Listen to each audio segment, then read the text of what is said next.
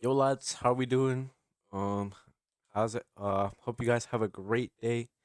You guys wherever you are in the world, hope you're having an amazing time.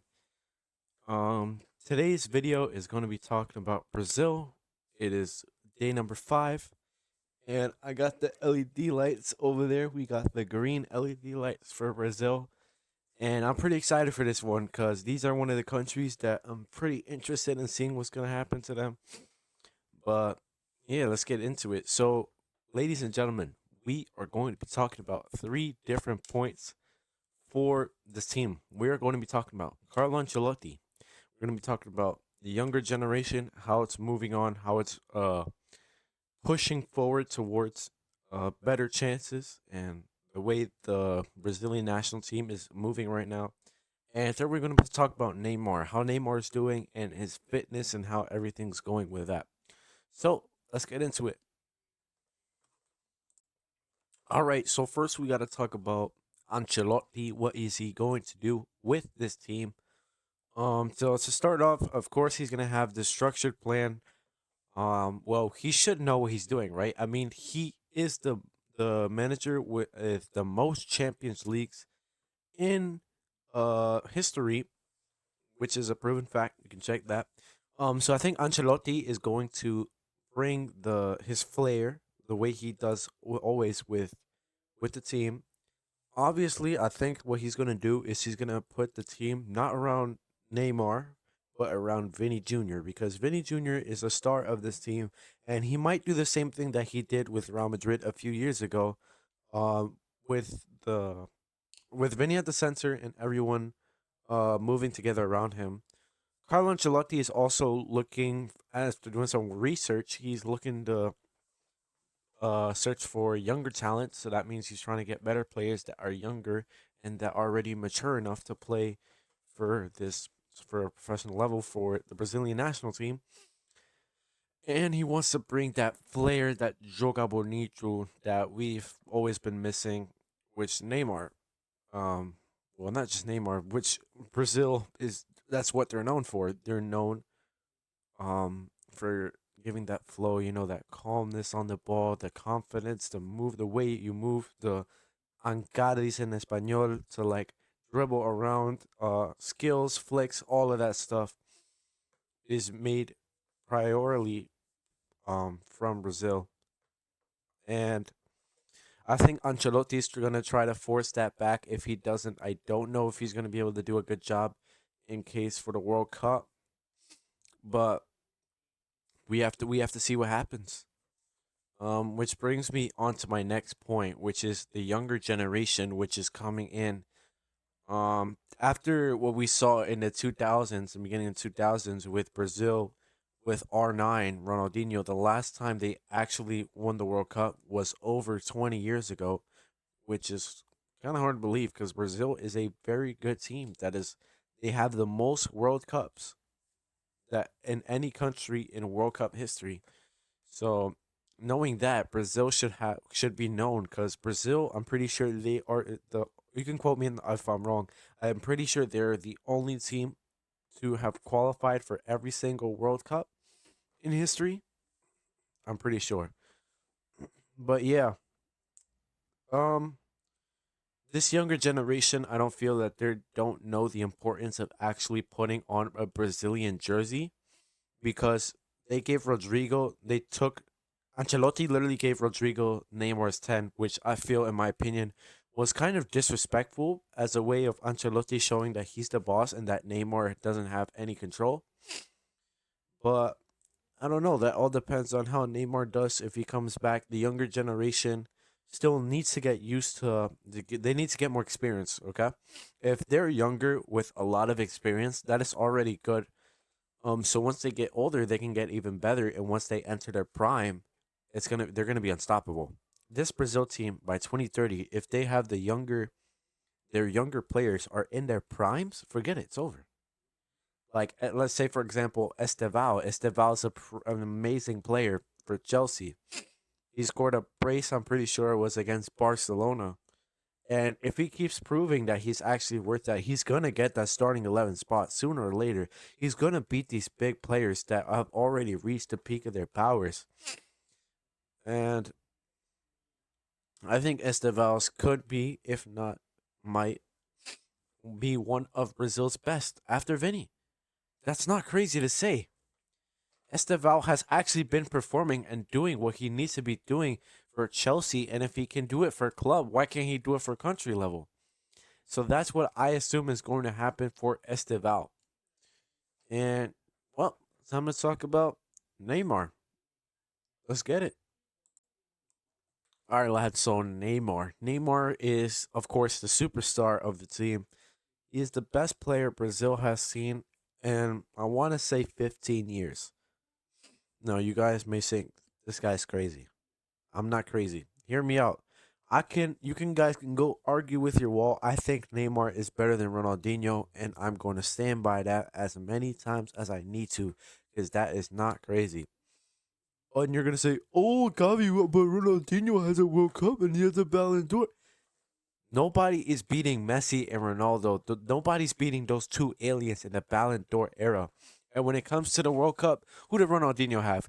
Cafu, R9, Rivaldo. He had all these great players. And who was Neymar playing with? Richarlison? Get out of here.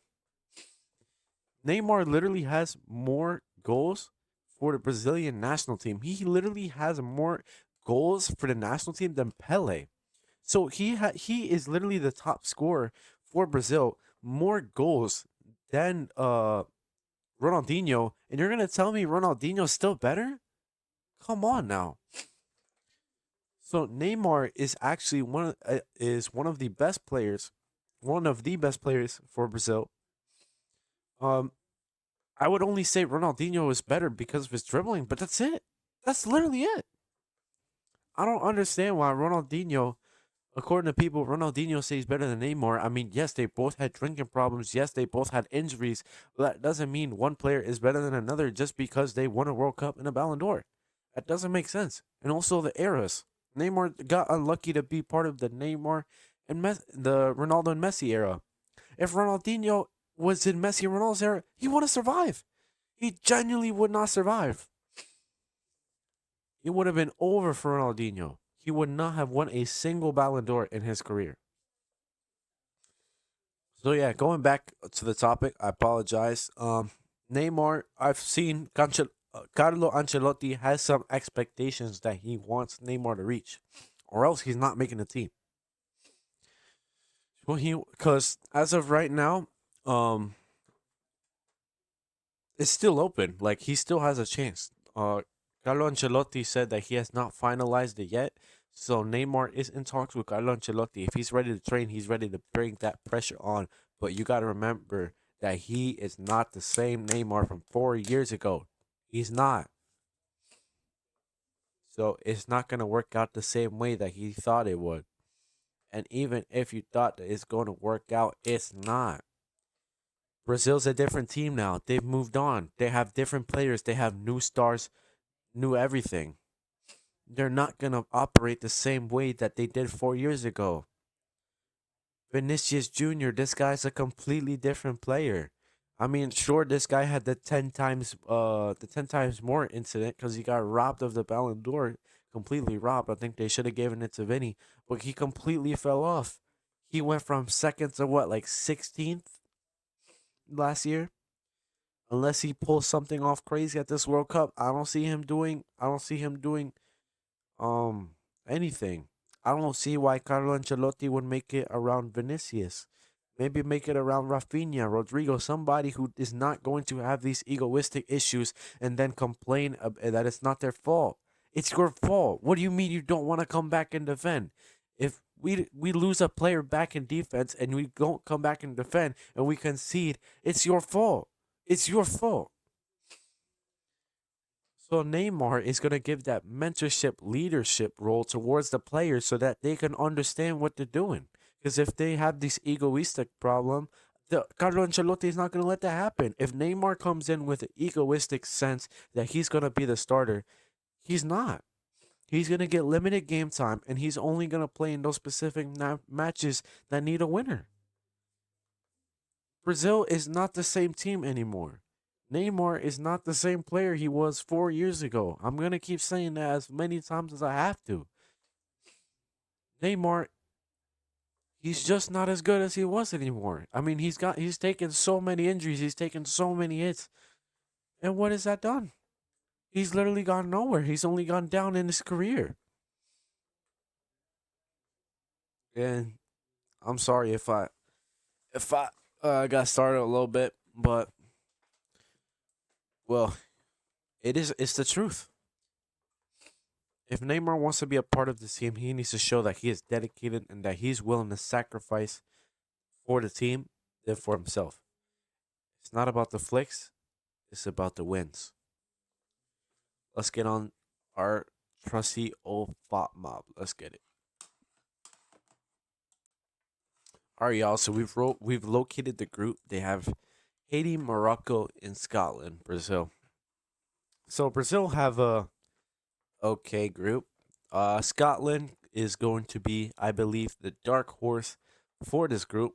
I think Morocco and Brazil should go through pretty easily. Haiti, I'm sorry, but I don't think you're going through because I believe this is the first time you guys make a World Cup.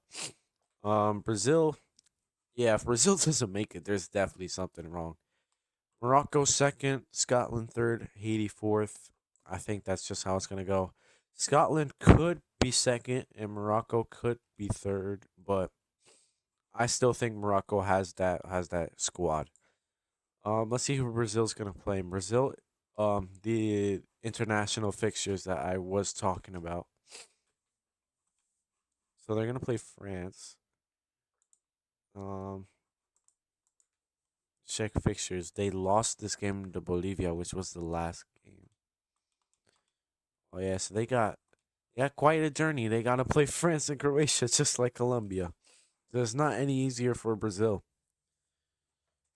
Let's see. The goalkeepers are not showing up. Well, most of the players are not showing up. I don't know why. Like, let's see. Like Alisson, I guarantee you he's gonna start for this team. But for some reason he's not here, which is I don't know what's wrong with Baltma, but these are most of the players that are showing. They're showing most of the players, but not all of them, which I don't really understand.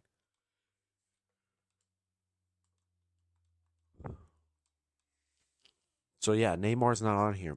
Esteval, Joel Pedro, which I forgot to mention. Luis Enrique, Luis Enrique. Wow. Richarlison, Rodrigo, Vinny, and Vitor Roque. So there's no Rafinha and there is no Neymar for as of now. Vinny, for some reason, is the main person in the team. Esteval, Esteval, how old is he? Esteval's 18. So this guy's pretty good for 18. He's worth 100 million at 18 years old, which is crazy to me. Um, let's check Vinny. Vinny. So yeah, talking about Vinny, I don't know if he's gonna be able to carry that load that Neymar already had on his shoulders, but that's just me though. Hopefully, Vinny can prove me wrong, and Vinny can prove all the haters wrong at the World Cup, and he can show his worth, and he can show that he is doing 10 times more than he did before. Okay, so yeah, we have Cunha for Manchester United. When we talk about Cunha, bro, Cunha has actually been pretty good these past couple games. If we talk about United, let's go to the Prem. Average match rating of 7.2. That's not bad. He's had some good games. He's had some stinkers. Overall, he's had some pretty good games. Against City, he got an assist. Against Arsenal, he got a goal. Against Fulham, can we talk about Manchester United and how they're actually doing good this season? Manchester United are actually doing great. And Cunha is basically one of the main parts. So I assume that he should be able to start unless it all depends on Carlo Ancelotti, what he wants to do with his team. If he goes Cam, if he goes Cam, then it's cooked. It's GG's. Lucas Paqueta, don't know why he's really here. Um if he sticks to using the young players, if not, he's gonna use the old players. That's what Carlo Ancelotti is gonna do.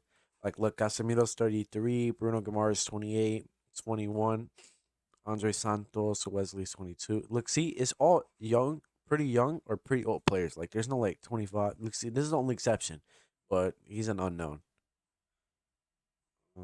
Danilo's 34. Look, see, 35. These are all pretty good players, but they're all pretty old. So, their history, it says with all their coaches, it doesn't show past that. So, yeah, Brazil. What do I think is going to happen? I think the ego's going to get too much. I'm sorry, Brazil, but as of right now, what's going on with Real Madrid, I think the ego's going to be too much. And then Vinny is going to recall if they have a fight. If Vinny does have a fight with Ancelotti, he's going to recall, like, that's why he got fired or something. It's going to go viral. They're going to go crazy. They're going to go at it. That is why I am predicting Brazil making quarterfinals. I'm sorry, Brazil. You guys are going to have a good chance, but I don't see you guys going far in this World Cup past the quarterfinals. But hey, you never know. You could prove me wrong.